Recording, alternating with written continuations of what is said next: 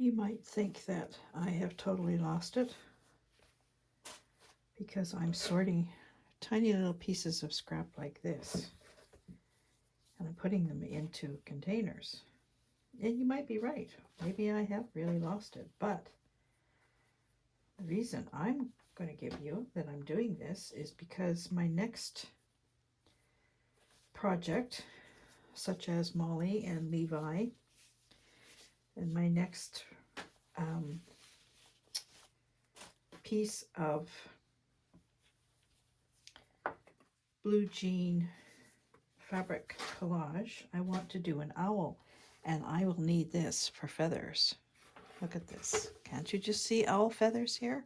I came to the studio and started sorting. I'm also sorting out these. These are the hems and the seams of all the jeans, and I never throw these away. These make the best ties for journals.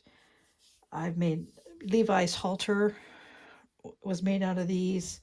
Molly's lip will be made out of these, and some of these you can actually fray really good. So if I can get some of these to fray really good, I might be using these for the fraying part of her fur. But these are fantastic. Look at this one. It's got stitching on it. Like, why would I throw that out? That is just perfect. And some have red. This jean had a red. All the seaming was done in red. So these I keep as well because I use these for a lot of different things. You know, for journals, for the ties of journals. I used some of this actually on Jonathan's little journal that I gave to him during Vlogmas. If you watch my Vlogmas, one of the things I gave him one of the days was I made a little journal and put recipes, Christmas recipes in it that were his favorites. So these for sure will be staying, but I have to find another container. I've come across several pieces of this type of thing where I have started to put together pieces for, I did a few quilts like this. I did one for my brother. Actually, it goes this way because the pockets are usable. I did one for my brother and I did one for my nephew like this. I made them bed-size quilts, just putting pieces of jeans together and sewing them. So I got quite a few of these too. I don't know what I'm going to do with them, but yeah, they're in here too. And I also came across 6 rolls of this where I have been stitching them together. So I think I'll put these pieces and these rolls together in a container because obviously these will be for quilting something, making a quilt of some sort. So I'm organized now. I can get back to work. Before we go upstairs and I show you my progress on Molly, I thought I would show you my very first piece of fabric collage. This is Poppy. I did her in 2021 and she is sort of the piece that got me started on collage. Now she's done totally, I used the same pattern pieces that I drew up on her as I did on Levi, but this one I did all with batiks. And I'll do a little close-up for you so you can see. She's got a lot of little pieces, and I sewed her on the sewing machine. Her mane is all embroidery thread.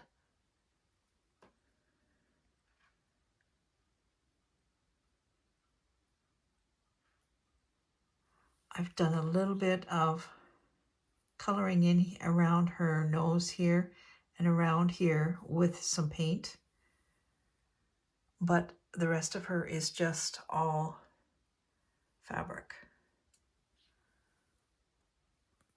Oh, that's Poppy.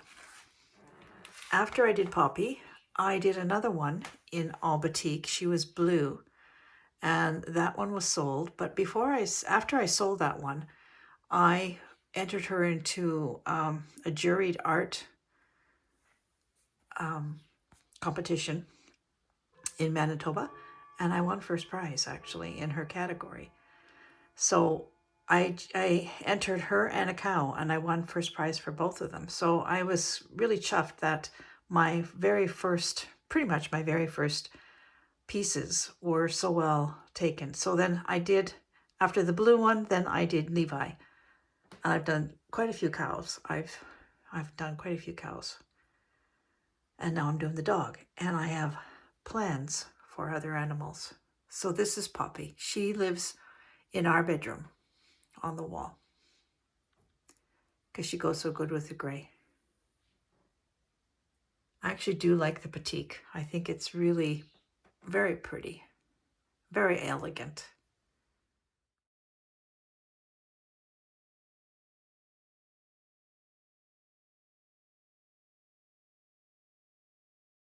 Okay, so here is Molly. As you can see, I've made quite a few changes in this dog. To begin with, I changed this piece, the muzzle and the neck. I found this pair of jeans. It was Gary's jeans, actually. They were the very, very light colored ones, and they're perfect for this. This was all too dark on the first round, so I put that on, and I like it much better. All of this is the same. I just changed this, and I think I might have lightened this up a little bit. Then I changed the tongue. I had black blue jeans on here, and I found this one pair of jeans. It had these lines in it, and I put that on for the tongue, and I think it's really good. And I also painted this a little bit black in here just because it was too white. I just want the tip showing. And then I'm still going to do that piece that comes around here like I said I was. That is the same. The rest of that's all the same. This is where I made the biggest change here. I didn't like the shape of the back of the head and the neck. And I'm thinking I still need to make this a little bit come out. But for right now, actually, I think I like it quite well because definitely has a neck now. And then this is the upper chest. So I'm liking this a lot better. And I used some of this same stuff as this. It was from the same pair of jeans. And it's actually, it's wrinkly. And it's not because it's been wrinkled. It's just the way the fabric is. I don't know how they would do that. So I'm going to cut this away. I might put a little piece of it here, but I'm going to cut it away here. I still have a little bit of cutting, but I'll do that on the final piece. So I'm liking this a lot better. Actually, I'm liking it so much that I think I'm ready to start putting it down now. So my next step now is to take it all apart and put this down I use a heat and bond. Now, I know a lot of people use heat and bond, and what they do is they just take a length of fabric and they put it on the heat and bond and then they cut. I don't do that because to me that's a waste. I have a whole bunch of stuff stuck on there that I might never ever use it again. So what I do is I take and I make my pieces first, and then I just cut out, like for this piece, I would just cut out a piece of heat and bond that would be roughly like that, and I stick it on. So I will be taking all of these off, and I will be putting the heat and bond on the one side, just on the back of these. And I won't be taking the paper off yet. And then I'll be putting them all back down. It's a painstakingly slow process, but it's the one that makes me the most comfortable, because once you stick this down, it's down. You can get it up, but really I don't want to be monkeying with it more than once. So I think as far as it goes right now, I'm quite confident that I'm not going to change much about these bottom pieces. There are still pieces to be built up over top of this, but this is the base now. I have the coloring that I want, and Molly definitely had the little peak here. She, when she was small, she was very black. But as she grew older, she lightened up. She became more brown.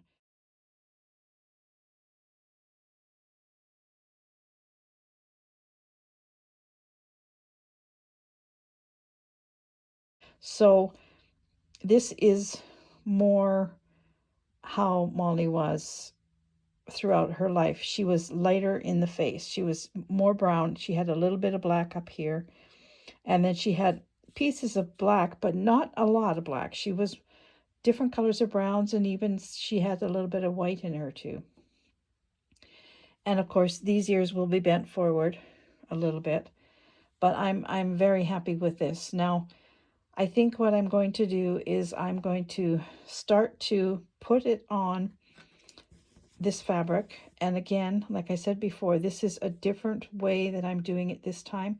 This piece will end up being an 18 by 20 piece, and I use the canvas that's already on a board. That's what I will adhere it to. But because I don't know what I want the background to be, usually I just had a really nice piece of a neutral color behind my pieces, like I have for Poppy. But I'm thinking I might want to change that with this piece. I'm not sure. I might just go right back to where I was before, but until I do, I'm just going to adhere it to this scrap piece of cotton for right now. And if I want to put it on another piece of fabric, I can still do that. I can just cut it all away and, it'll already be down. So next step is to start putting all these pieces, taking them off, putting the heat and bond on, and then we will put them down on this fabric. So I have all the papers on now. This one I have to iron on still. I'll show you this one. I've cut them a little bit smaller than the pieces because what you don't want to do is have your iron touch this stuff. That iron was ruined for this very practice. The one thing I don't like about the heat and bond with the paper on the back is that you really lose the flexibility of your fabric, especially when you're using something like blue jeans that's already got some strength to it. It's very difficult now to mend your pieces together because these pieces aren't going to be overlapped. They're going to be mended together. There'll be no overlapping at all. You can't really have, the pieces have to fit like a puzzle now. So by doing that, you have to have a little bit of flexibility because some of these pieces have contours and they're not cut on the bias or anything like that. So now the hard work is going to begin having to get these pieces to fit together properly without compromising on the ability to actually adhere them down. So I'm going to be working on this. I think I'm going to change this nose part here. I'm going to take that off, and I might even, now that I'm looking at this, I'm thinking I might extend this dark piece right out to here and make the whole nose, the bottom part from here to here. I might make this dark. So there's still things that I have to do. I'm going to have to cut this now. I'm going to have to cut this. This is one big piece here.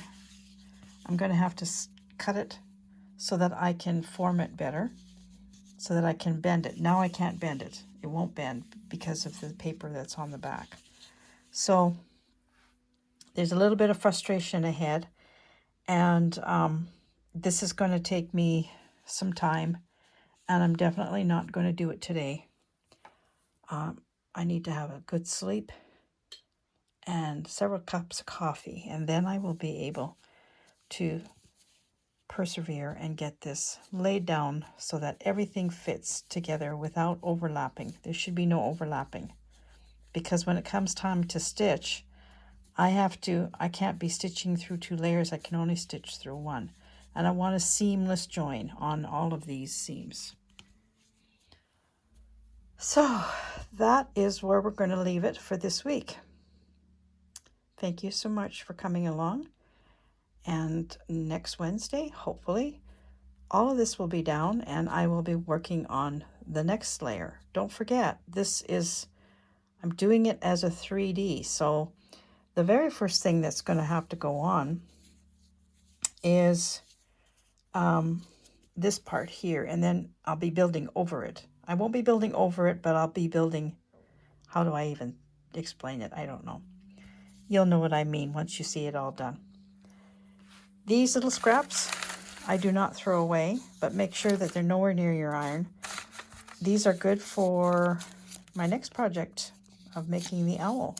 I will be cutting these in tiny little pieces. So I've always got a box of these. I use them up very quickly. And I'll use a lot of them on here too, because I'll be cutting smaller pieces. The next piece, the next layers up will be smaller pieces. They're not going to be big pieces like this. So I will use these little pieces just to put them down. Okay, well, this is a wrap.